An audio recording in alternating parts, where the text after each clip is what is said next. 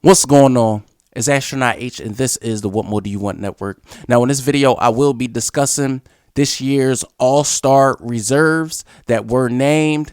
And, of course, this is exciting. You hear, what guys are going to get picked by the coaches and things like that.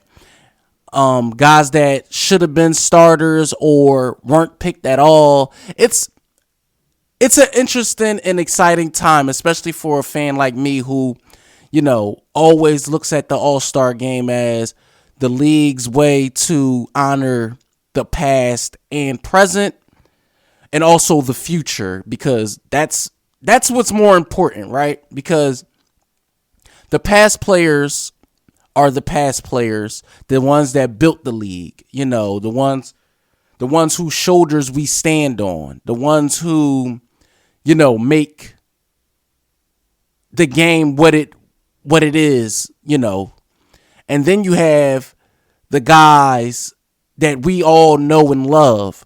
But then you also have the guys of the future of the league, the guys that are in their second, third, maybe fourth season.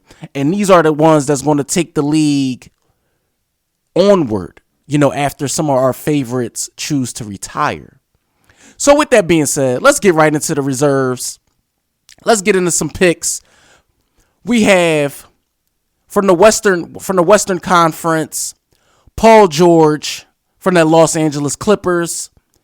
You have first-time All-Star and somebody that I felt should have been an All-Star hands down for the Western Conference, Shai Gilgeous-Alexander. You love to see that. Another first-time All-Star in the Western Conference, Jaren Jackson Jr. Of course, Jaren Jackson Jr., I feel like, should be here because he is one of the better defensive prowess players in the NBA. So it's good to see him. You also have Dame Lillard, Dame Tom, one of the most prolific and better scorers in today's league. The guy can give you 60, 50, 40 on any given night. You want to see him. Shout outs to the Utah Jazz actually having an all-star this year, and that being Lauri Markkanen, first-time all-star. And of course, anything about the league, they are going to have a player from that particular city that represents that team, and Lauri Markkanen will be a part of the festivities. You also have Ja Morant, who, in my opinion, I think should have been a starter. He should, if anybody on this list of reserves should have been a starter in the All-Star game, it should have been Ja Morant. But again, the fans did not elect him. One of the most exciting players to play right now did not elect him to be an all-star starter, but he did make the team from the coaches. And last but not least, to make it from the Western Conference was Domantas Sabonis. Leads the Kings in assists, is a league leader in rebounds, and just ever since the trade from Indiana, he's just been, playing otherworldly. The Kings are right there in the Western Conference and surprising a lot of people this year. So that's the list of reserves from the West. You had Paul George, Shai Gilgeous-Alexander, Jaren Jackson Jr., Damian Lillard, Lauri Markkanen, Ja Morant, and Domantas Sabonis. Now, as far as the Eastern Conference goes, you had Bam Adebayo from the Miami Heat. I believe he is their leading scorer. You had a first-time All-Star in Jaylen Brown, who's somebody that I really, really was pushing to be an all-star this year. Him and Jason Tatum and the Boston Celtics are playing at an absolute another level. They are the best team in the Eastern Conference right now. If you ask me, they are the odds-on favorite to win the NBA championship after an appearance last year.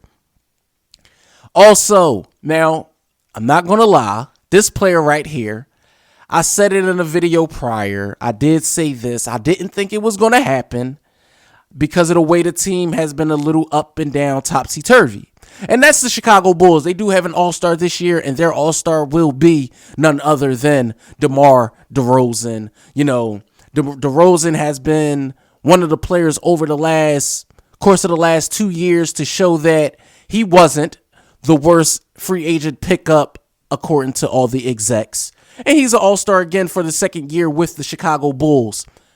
This next person I feel like should have been a starter. He wasn't, and that's Joel Embiid. It's blasphemous that he was not a starter, but again, due to fan voting and things like that, Joel Embiid being a top scorer in the league at center, I believe he is currently behind Luka at this present moment in scoring. But again, seeing Joel Embiid as an all-star for the Philadelphia 76ers is definitely a good thing to see. Also, first-time all-star from the Indiana Pacers. Let's give it up for Tyrese Haliburton, somebody that I feel you can say, okay, maybe or maybe not, he should be here. But prior to his injury, he had the Pacers playing at a great level. A lot of people thought that the Pacers were going to tank, but they proven a lot of people wrong. And Tyrese Haliburton being a first-time All-Star just shows that.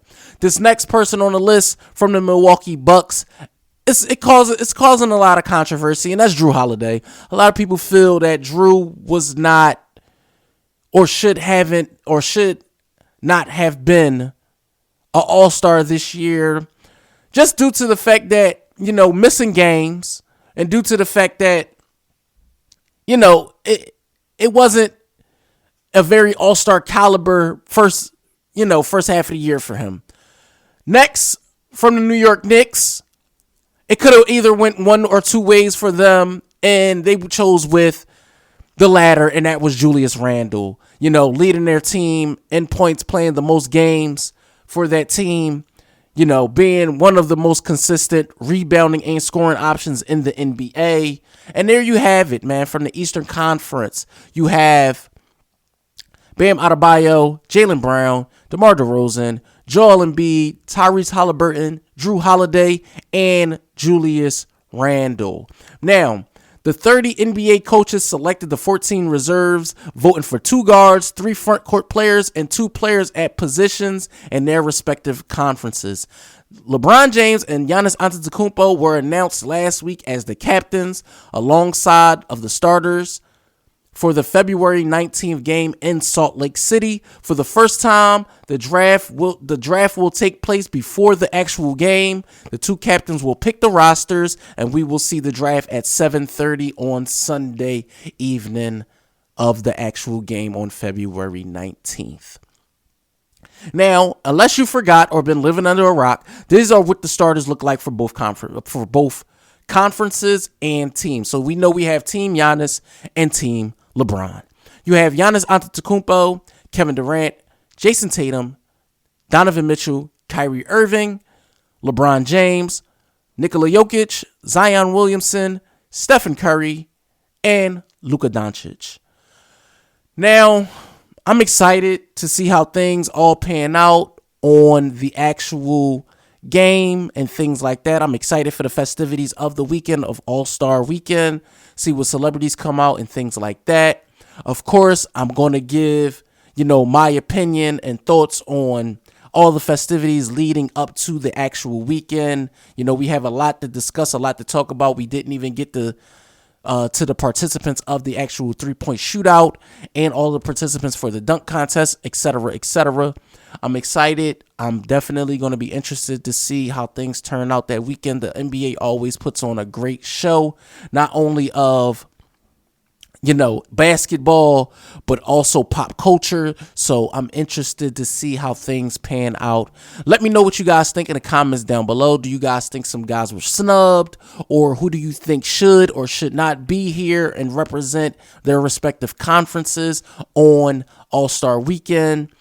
Like I said, I'm interested. I just want to hear from you guys. Don't forget to like, comment, subscribe, hit that notification bell so you can know anytime a video is being uploaded to this channel. This is Astronaut H. This is the What More Do You Want Network, and I catch you guys on the next video.